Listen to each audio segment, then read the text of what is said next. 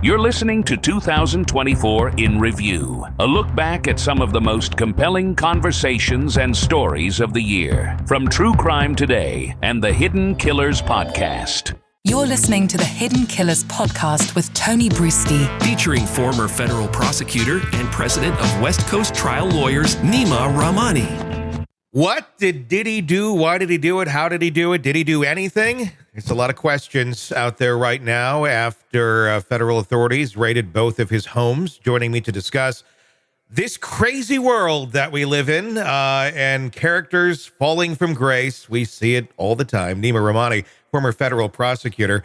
Nima, what was your reaction when you saw the footage of helicopters and federal agents going through the home of Diddy with the allegations that they're looking for information on sex trafficking?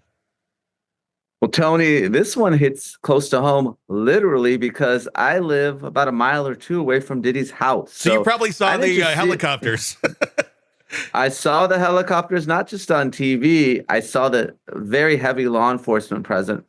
Obviously, we were shocked. You're talking about very serious allegations under federal law. And we know that this investigation is being run out of the Southern District of New York, probably the most prestigious prosecutor's office in the country. They hire the best and the brightest. They're usually handling complex crimes there on Wall Street. But now they're apparently handling this federal sex trafficking case. And under federal law, depending on the age of the victim, these are 10 or 15-year mandatory minimum sentences for each count. Obviously, you can go up to life. So if this is true and these allegations are proven, Diddy, things are looking bad. He's looking at decades in federal prison.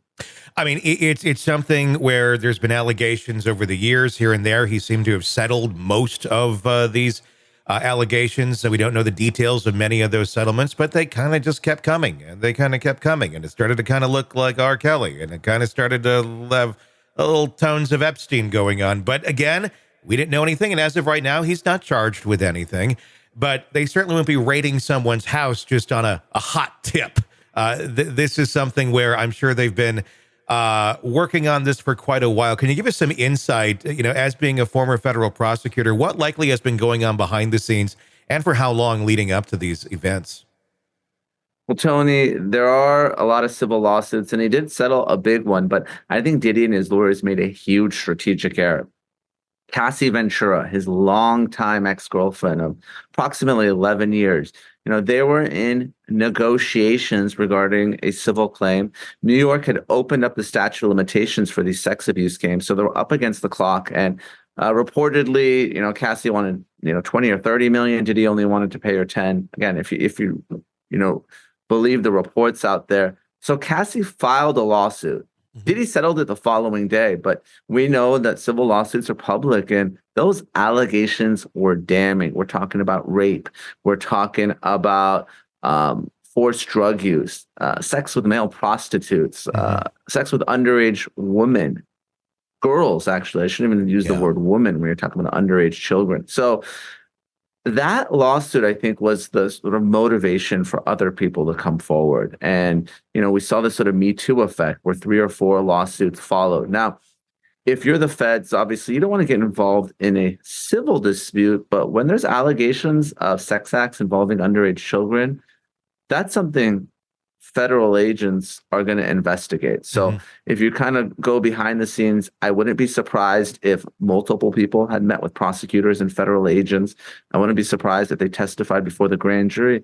And I wouldn't be surprised if a grand jury indictment has at least been drafted. Because if you're the U.S. Attorney's Office and you're going to go to a federal judge and you're going to get search warrants for 2 of Diddy's homes and go in with a heavy law enforcement presence, you believe that you have probable cause that those homes contain evidence of a crime, which probably means that you have probable cause to think that a crime has been committed and Diddy should be charged. Now, I think what they're looking for is video evidence of those crimes. According to civil lawsuits, Diddy himself would videotape these sex acts himself, and there are hidden cameras throughout those homes. So if you look at some of the videos of the raids that TMZ here in LA had posted, looks like Homeland Security investigations agents, they were looking for digital evidence, servers, cell phones, things to that effect. So if any of that is in the hands of law enforcement agents right now, it's probably just a matter of days or weeks before Diddy is indicted.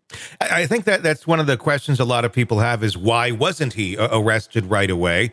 I know the answer to that. You know the answer to that. Can you explain that a little bit more as to why when they met him on the tarmac, took his phone, it wasn't an immediate, hey, you're coming with us?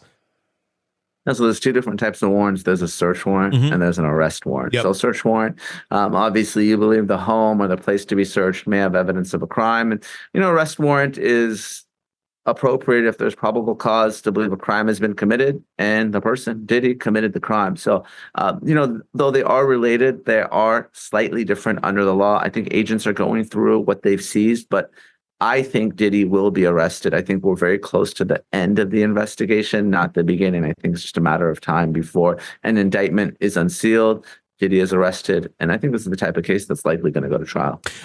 Sick of the ads? We are too. Start listening with no commercials now and get access to all of our episodes in advance of everyone else. Become a True Crime Today Premium Plus subscriber on Apple Podcasts. Search True Crime Today Premium Plus on Apple Podcasts or go to our podcast page and sign up now. True Crime Today Premium Plus. Sign up now.